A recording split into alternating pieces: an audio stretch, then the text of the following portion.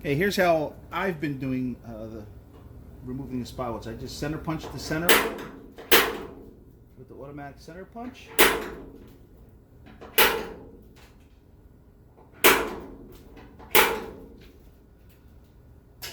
And then I take the drill, spot drill for Eastwood. I push this up against here like this. And then you'll notice when you squeeze the trigger, it'll start spinning, but it'll also pull in the clamp. And it's right through. This way you don't destroy the drill. Doesn't look like it moved. That's my fault. Same with that, but it looks like, okay, this one I didn't do. And then, wait to do all of them, but these look like they pretty much did the same thing here.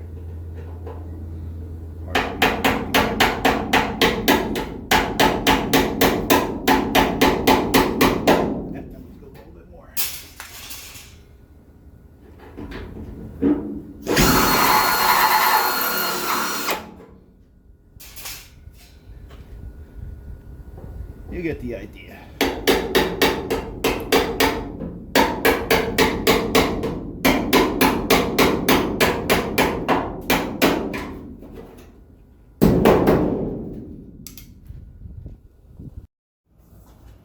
Alright, I drilled out a few spot welds. I'm going to try these.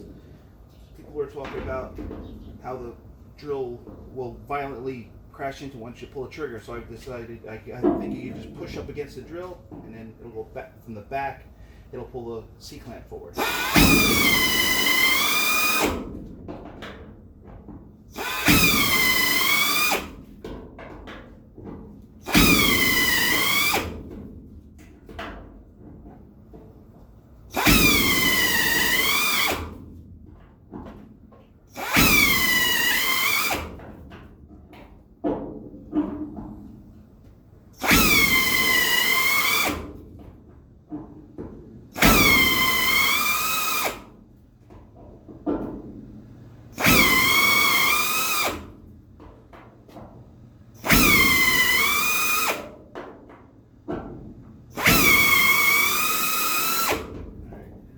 Show you.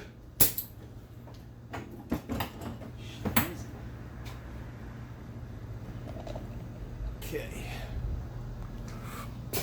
So it drills right down to the rust, well, surface rust underneath there on all of these. I've started the center punch. One's over here, all the way up the line. And I just got to do that a couple of hundred more times and I'll be done.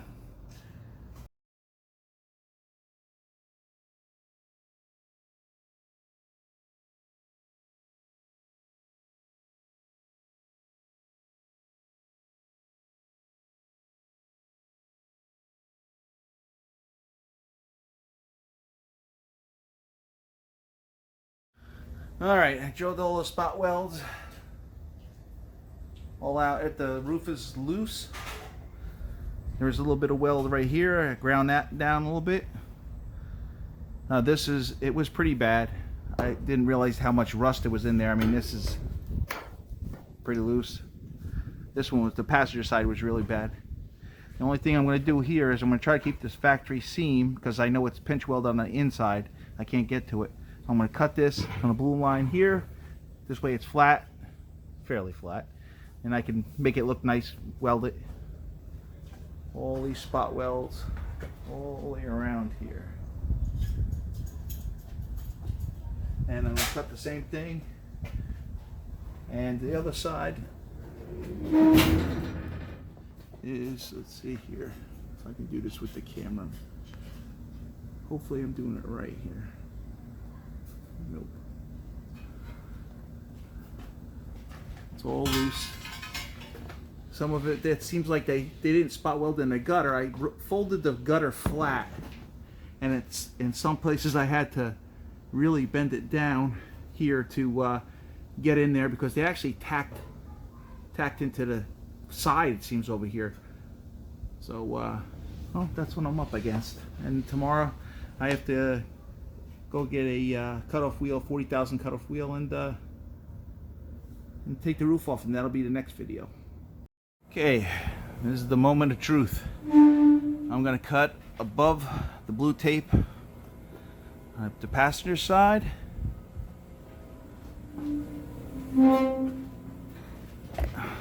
And on the driver's side, all the pinch welds, spot welds I should say, are loose. The whole roof is loose. You can see it's pretty much loose all the way around. So I'm going to set it up on a tripod and we'll see what happens. Well, here goes nothing.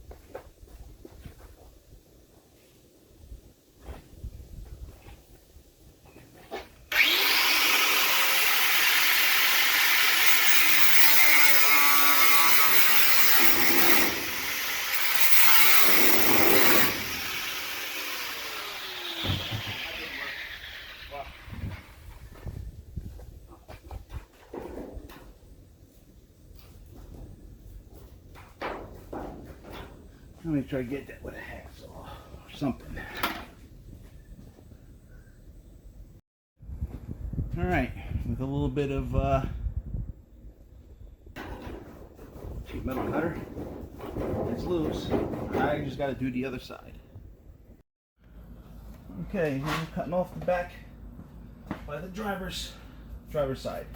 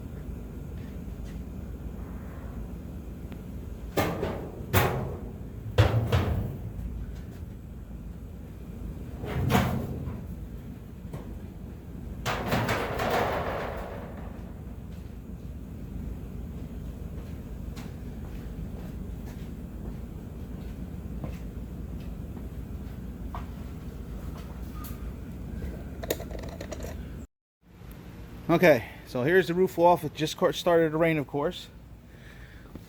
That's the passenger side, which seemed to be the worst.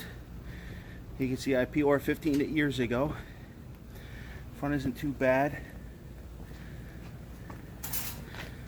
That's the driver's side front.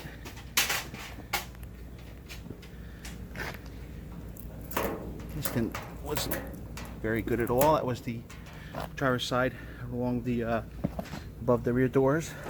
Now let's see what the cab looks like. Oh, we'll get overall here.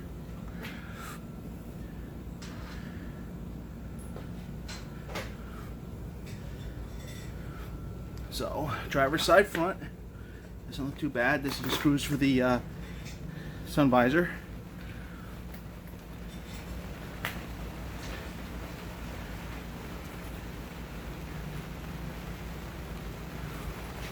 That's the passenger side front. See, I put PR15 here. Ooh. But it didn't make it into the crack where it always rusts out.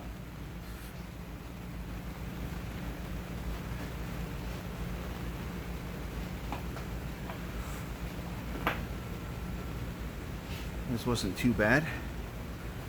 Got a little lucky there. Let's see here.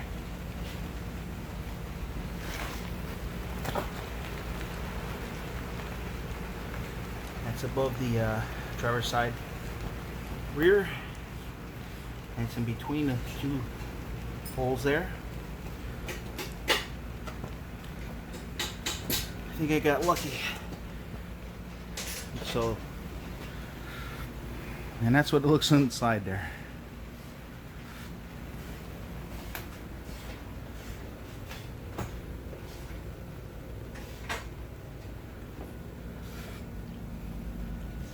Oh, more videos to follow.